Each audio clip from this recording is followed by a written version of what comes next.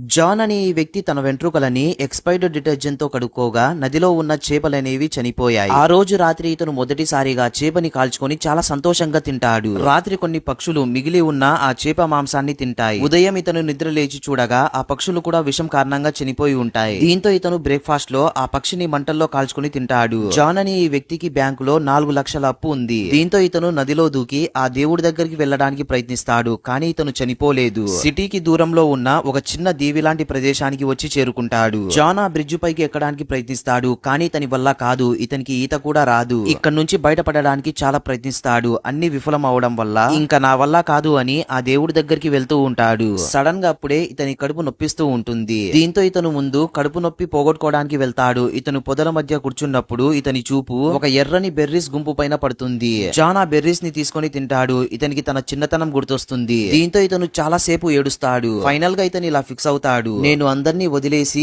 ఇక్కడే ఈ చిన్న దీవి పైన నా జీవనాన్ని కొనసాగిస్తానని. తర్వాత ఇతను కొన్ని మష్రూమ్స్ ని తింటాడు తన కడుపుని కూల్ చేయడానికి. 2 కట్టెలతో అగ్గి పుట్టించడానికి ప్రయత్నిస్తాడు. చాలా సేపు కష్టపడిన తర్వాత కూడా ఎటువంటి ప్రయోజనం లేదు. దీంతో ఇతను అలసిపోయి లైటర్ వెలిగించి దమ్ము కొడతాడు. సాయంత్రం ఆ నది ఒడ్డున ఉండే చెత్తనంతా ఏరుకుంటూ ఉంటాడు. భవిష్యత్తులో నాకు ఉపయోగపడుతుందని. ఇతనికి ఒక బాతు ఆకారంలో ఉన్న ఒక చిన్న పడవ కనిపిస్తుంది. ఇతను దానిని ఒక చిన్న ఇల్లులాగా మార్చుకుంటాడు. సమయం గడుస్తుంది. ఇతనికి ఇక్కడ ఉండడం చాలా బాగా నచ్చుతుంది. ఎప్పుడైనా ఒక పడవ ఇతని దగ్గర నుంచి వెళ్ళగా ఇతను చెట్టు వెనకాల వెళ్లి దాక్కునేవాడు. ఎవ్వరు కూడా ఇతన్ని చూడకూడదని. ఒక రోజు ఇతనికి నూడిల్స్ ప్యాకెట్ లో ఉన్న మసాలా ప్యాకెట్ దొరుకుతుంది. దానిపైన ఉన్న నూడిల్స్ ని చూసి ఇతని నోట్లో నుంచి లాలాజలం ఊరుతూ ఉంటుంది. ప్రజెంట్ ఇప్పుడు ఇతనికి నూడిల్స్ తినాలి అనే కోరిక చాలా బలంగా ఉంది. నూడిల్స్ ని తినడానికి ఇతను అక్కడున్న ఫ్రూట్స్ అన్నిటిని ఏకం చేసి బాగా నుజ్జు చేస్తాడు. కొంచెం సేపటి తర్వాత ఇతనికి అర్థమవుతుంది దీంతో నూడిల్స్ చేయడం వీలు కాదని. ఒక రోజు ఇతను పక్షి రెట్టలో ఉన్న గింజలని చూస్తాడు. దీంతో ఇతనికి ఒక ఐడియా వస్తుంది. గింజలన్నిటిని కలెక్ట్ చేసి ఇతను నేలని రెడీ చేస్తాడు. ఒక పాత సూట్ తో పక్షులని తరిమి కొట్టే దిష్టి బొమ్మ తయారు చేస్తాడు.